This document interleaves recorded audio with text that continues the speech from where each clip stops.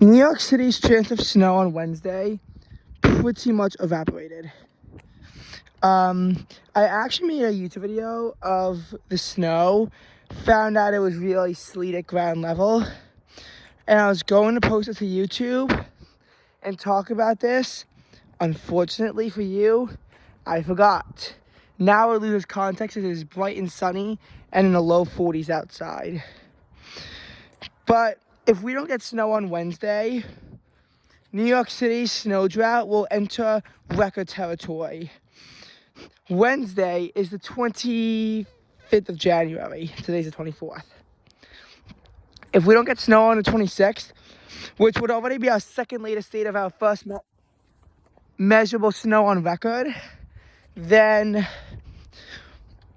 we would have our latest first date of measurable snow. If it continues on to February 5th, then we enter into our longest ever snow drought, as we would have 333 days without measurable snow. Our last measurable snow fell on March 9th, 2022. While parts of the metro area have at least seen some snow, Central Park has not seen any snow, and the snow drought really could enter new heights. There are several problems with the lack of snow. A lack of snow would, first of all, almost certainly be a strong indicator of human-caused climate change.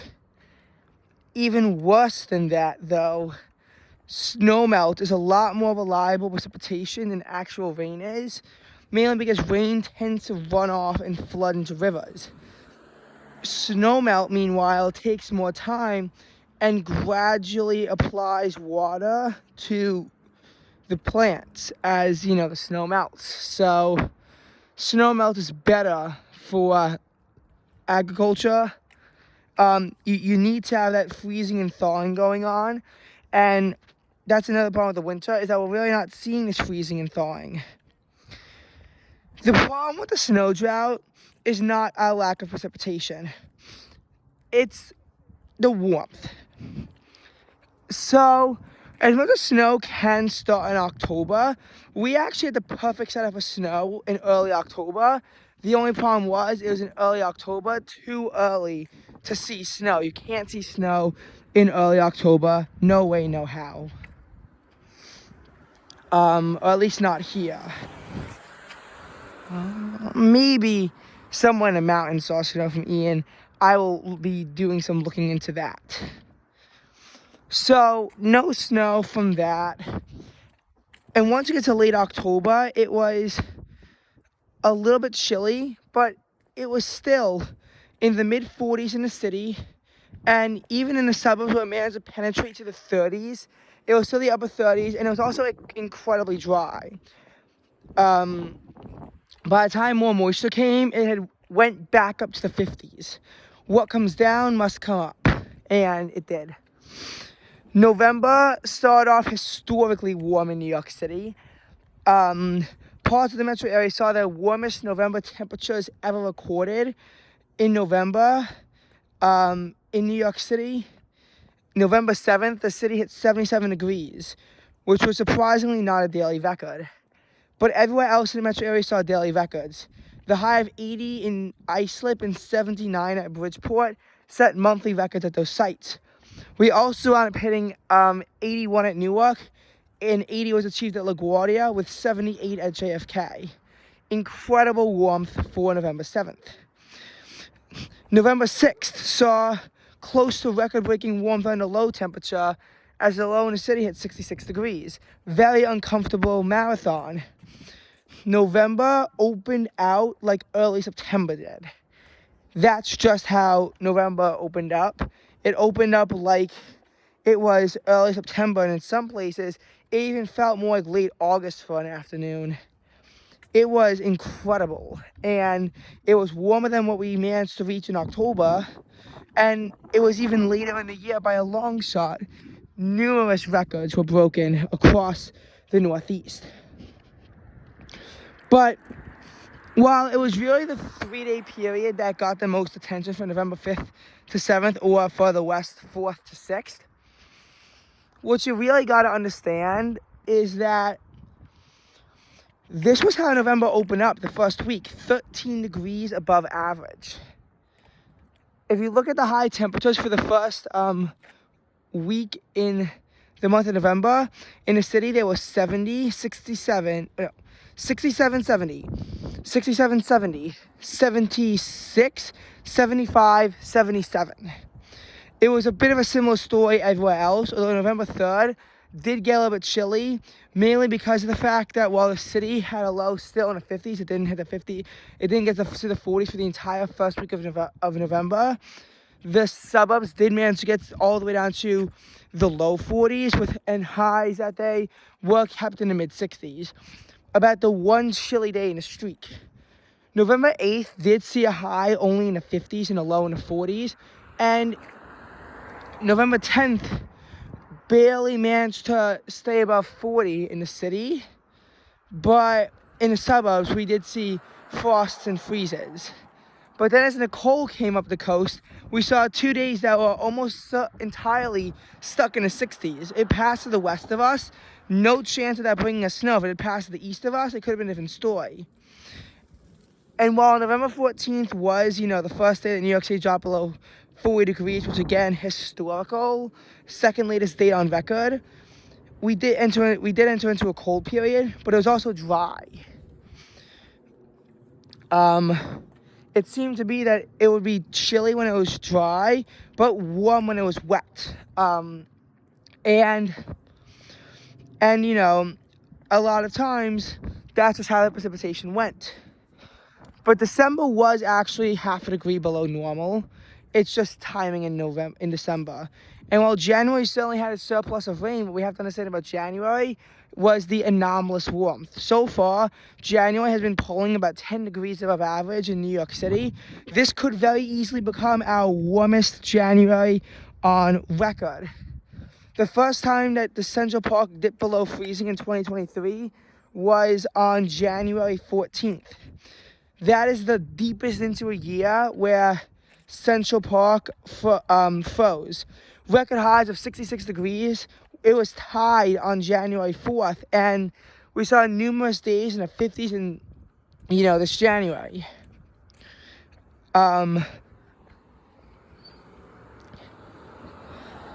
And as we progressed deeper into January 8th did see some freezes across the metro, but the city, I'm pretty sure that every single day so far in the city has had a mean temperature of above normal, even on January 14th. And while there were snow squalls, nothing could be measured out of it. That's really been the unfortunate problem with snow in New York City. And while the setup in February doesn't look as detrimental in January, it isn't exactly the best news for snow lovers either. A lot of people have been tweeting out with this warmer outlook that winter now in the Northeast might just be canceled. Now, it's a bit unfair to say that, as temperatures did drop as low as 7 degrees, but there's no snow to show for any of it. And obviously if we don't see snow for an entire winter, our snow drought would be hitting new historical heights, as we would almost certainly enter into a snow drought that is above 600 days if we make it all the way to the end of the winter.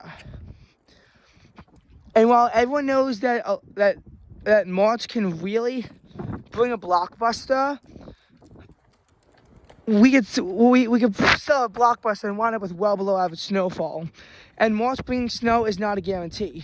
March 20 and 2021 delivered just traces of snow in March. February could wind up going snowless. While the chances of snow certainly increase across New York City, it's not set in stone yet. March could be shaping up to be something extreme, or it could just be another bust. But whatever it is, right now, as much as it feels calm across New York City, the impacts of a snowless winter will be felt later on in due time. So, should you be worried about a snowless winter? Yes. Be incredibly scared of a snowless winter. That is because if we get like only like 4 inches of snow for winter, that's livable. You can live off 4 inches of snow. But if we get nothing, then we can't just rely on rain. We need snowmelt to bring water into the aquifers, and as you know, urban runoff is a problem. That rain does not get soaked up by the vegetation that well. It just doesn't. It will also be a very sure example of climate change. But what are the chances that New York City goes snowless for an entire winter? It increases by the day, but I would say right now it's unlikely. I would even say that in order for New York City to go snowless, I would have to see a forecast on March 10th showing no snow in the city after we already see no measurable snow by that date. But once we get to the spring equinox, I doubt that we would see any snow, especially if no snow has fallen already, given how rare April snow is, late March snow is. But that's when I would say it gets to about 50%. You know, I wouldn't say that we can totally rely on a snowless winter until, honestly, mid-April, because we have seen snow in mid-April before. Imagine how historical that could be, but yet it remains a possible reality, and a very scary one at that, as snow boots are only collecting dust, and as the snow removal trucks have not been out since last July. Wait a minute, July? It never snows in July. Oh, there was a giant hailstorm in New York City that actually prompted snow removal trucks to have to use them for hail, despite temperatures being in the 90s before, although they dropped to the 70s. So, yeah. It's definitely been a very rough winter for anyone who likes snow. And while Wednesday did deliver a chance at one point, it's decreasing. We'll see how the history books ultimately turn out.